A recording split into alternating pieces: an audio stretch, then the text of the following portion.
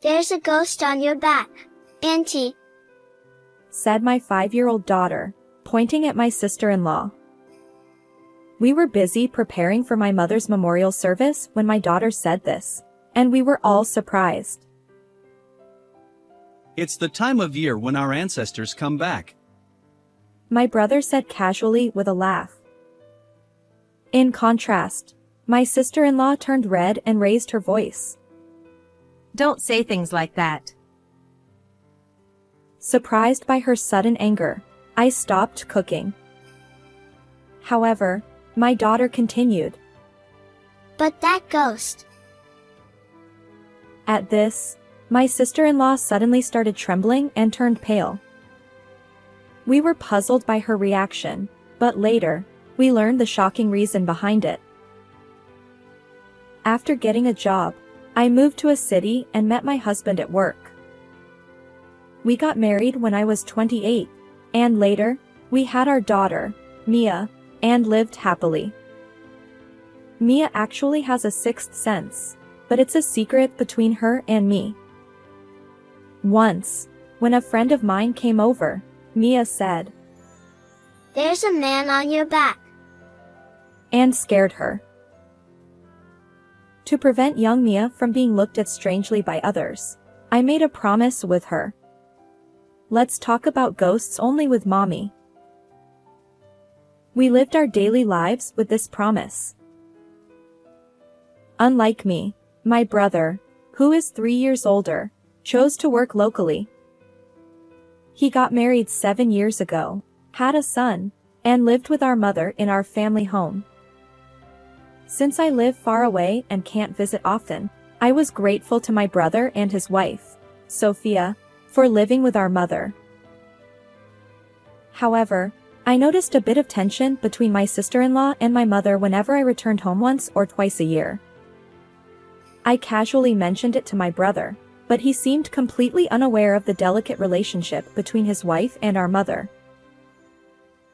One year during summer holiday, my brother's family, my mother, and my family gathered for a barbecue in the spacious backyard.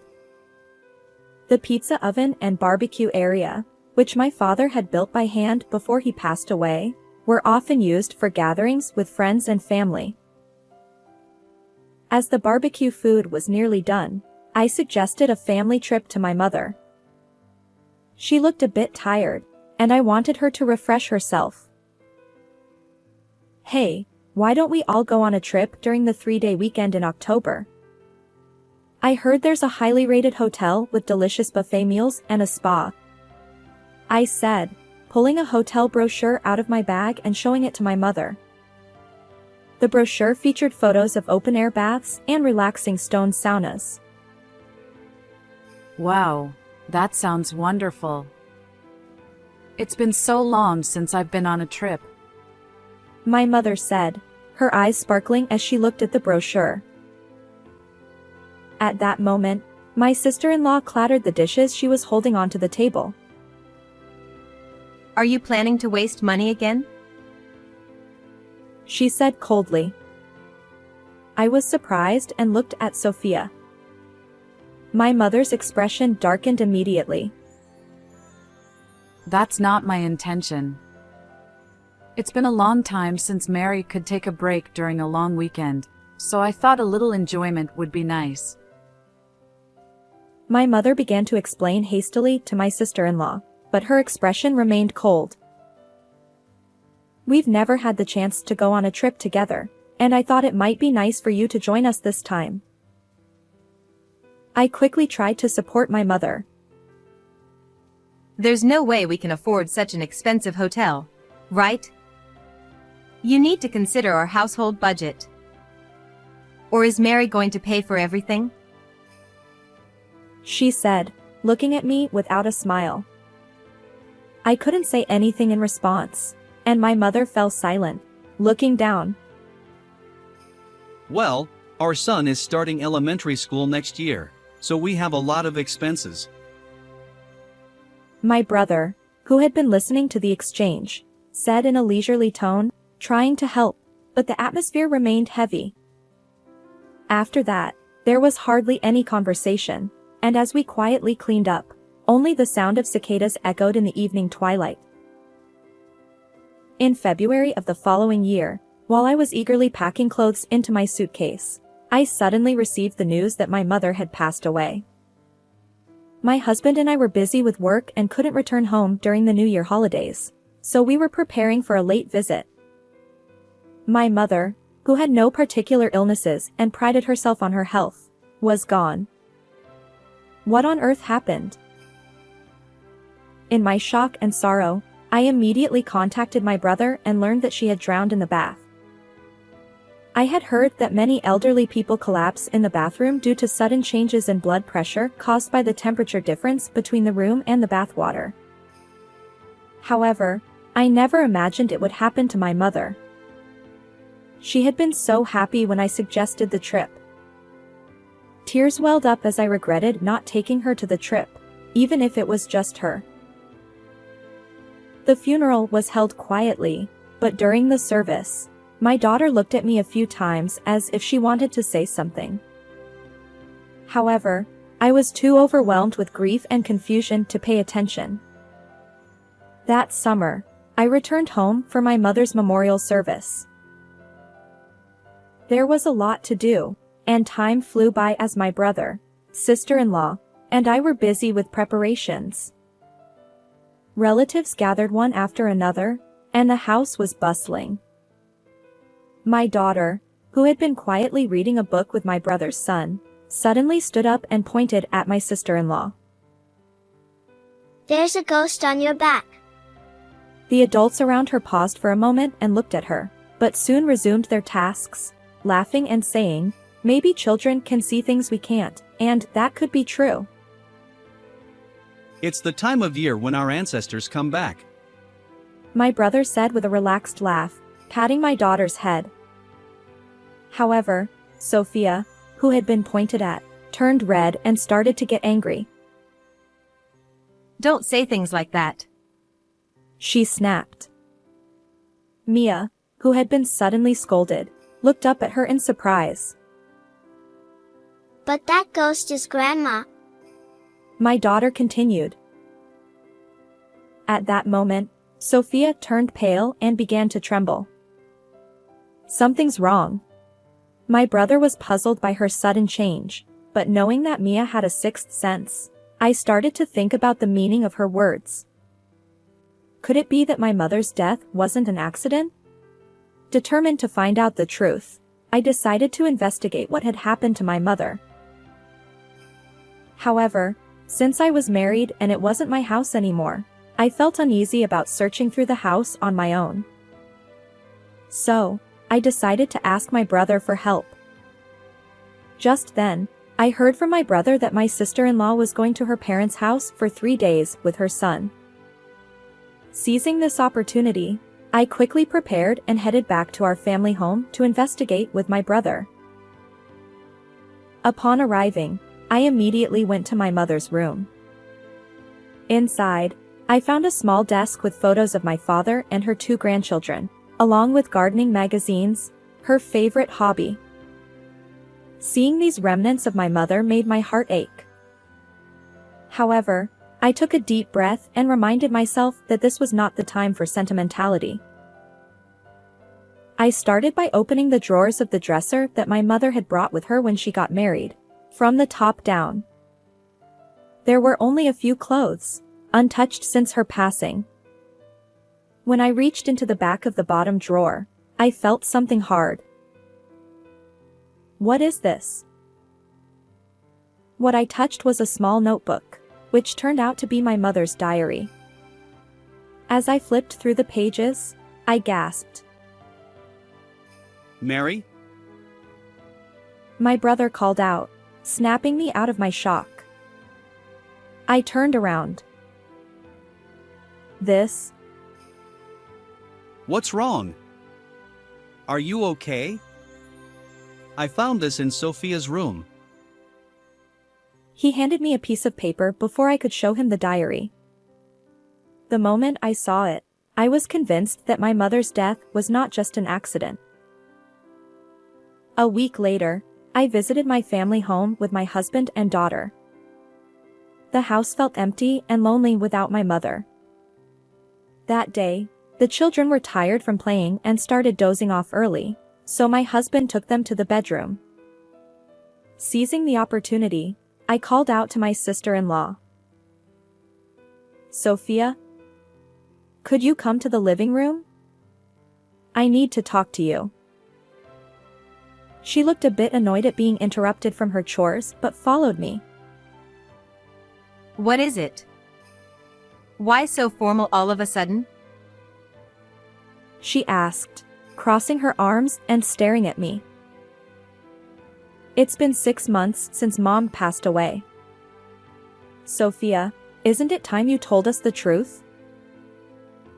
What are you talking about? She replied, her expression remaining cold.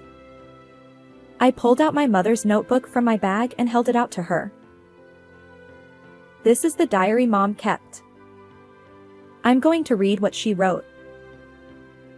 Sophia's eyes seemed to flicker for a moment. Recently, I can't wake up in the morning. Even though I get enough sleep, my head feels foggy, as if I'm in a mist. Sometimes, this feeling lasts all day. My mother started writing about her health changes in her diary last December. She detailed her symptoms meticulously, perhaps worried about the gradual changes in her previously uneventful daily life. It was written that she often felt dizzy and could barely walk, but my sister-in-law strongly insisted that she go shopping, so she forced herself to go out. The diary continued, after meals, I often feel extremely sleepy and can't concentrate. I even went to the hospital, but they couldn't find the cause. As I read the diary aloud, I could see my sister-in-law's face growing tense. Even when Mom couldn't bear the sleepiness and lay down on the sofa, you forced her to take a bath, didn't you? What? It's normal to take a bath every day. What's wrong with that? My sister-in-law replied, her voice tinged with irritation. And you made her do things even when she was feeling unwell? You didn't listen when she said she wanted to rest? I have a job too, and I'm busy. It's only natural to expect a little help from her since we live together, right? She showed no remorse. And how do you know that what's written in that notebook is true? Maybe she wrote lies to make me look bad. She added with a faint smile, as if suggesting I was making it all up. Seeing her reaction, I pulled out my final trump card. Then what is this? I thrust a crumpled prescription in front of her. This was what my brother had found in Sophia's room. Were you trying to make it look like an accident by giving Mom a large dose of this medication that induces drowsiness? The symptoms of sleepiness and dizziness are caused by taking a large amount of this drug. Stop making accusations. This is my medication. She turned away with a huff, trying to dismiss my claims. Just as my anger was about to reach its peak, the door suddenly opened with a clatter, and we all turned to look. Standing there was my daughter, who was supposed to be in the bedroom. Grandma on your back is angry. She pointed at Sophia just like she did during the memorial service. Sophia turned pale instantly. Stop it. There's no such thing. Sophia snapped. But she said it during the memorial service too. She said you killed her. My daughter retorted, undeterred by Sophia's outburst. What Mia is saying is true. I kept quiet to avoid scaring anyone, but my daughter can see spirits, I said, rushing to Mia and placing a hand on her shoulder with a smile. Thank you. Grandma is surely grateful that you had the courage to tell us, I said, encouraging my daughter to return to the bedroom. She nodded and I closed the door. Sophia muttered to herself. That can't be. But Why did you harm my mom? it wasn't me. She snapped, glaring at me. At this point, my brother, who had been silent until now, spoke up. I want you to tell the truth. If we test mom's blood, we can see if it matches the medication from that prescription. How are you going to get blood from someone who's already been cremated? Are you stupid? She scoffed. She laughed dismissively, but in reality, blood had been taken from my mother's body to investigate the cause of her death. Hearing this, Sophia realized she couldn't escape and confessed. I've had enough of this rural life. No stylish shops, no cafes. I'm fed up. I wanted to sell this house and use the money to move back to the city. She said, avoiding our eyes. Finally, she admitted. I wanted her to leave as much of her assets as possible. That's all there is to it. She said with a defiant expression. I was stunned by her words. So you took mom's life? You took a family member's life for something like that? My brother asked. My brother's voice, red with anger, trembled with rage, but she remained unfazed by his words. I thought this house and the large garden would fetch a good price if sold. But she said she never wanted to leave this place until she died, so I had no other choice. Knowing how much my mother cherished this house, I couldn't believe my sister-in-law's cold words. This house is filled with not just our memories, but also our parents' love. Don't talk about selling it so easily. You need to face your crime and reflect on it. I reached for the phone to call the police. Seeing my actions, Sophia's face turned pale, and she suddenly changed her attitude, clinging to me. Wait, don't call the police. In this rural area, rumors will spread quickly. Please, don't do this. She pleaded. But I shook off her hand and looked at her sharply. I will never forgive you for taking my mom's life for your own greed. Realizing the gravity of her actions, she finally slumped in defeat. She stood motionless, even as the sound of police sirens approached. She was taken away by the police and later confessed to her crime, spending a long time behind bars. My brother divorced Sophia and received a lump sum of $150,000 from her property settlement, which included alimony and child support for their son. He said he wants to create new memories with his child in the house our parents left us. 3 months have passed since then, and today is the monthly anniversary of my mother's death. I sat on the porch of our family home, watching my daughter and my brother's son play with a ball in the yard. Hey, we're ready to go to the grave. My brother called from the parking lot. The two kids cheerfully replied, okay, and we all got into the car and headed to the cemetery where my mother rests. When we arrived at the grave, my daughter said, I think I heard someone's voice. looking around curiously. It might be Grandma. Mia nodded and smiled happily. At that moment, an unseasonably gentle and warm breeze brushed my cheek. It felt just like the warmth of my mother that I remembered from my childhood. How did you like this story? Don't forget to subscribe to the channel. See you in the next video.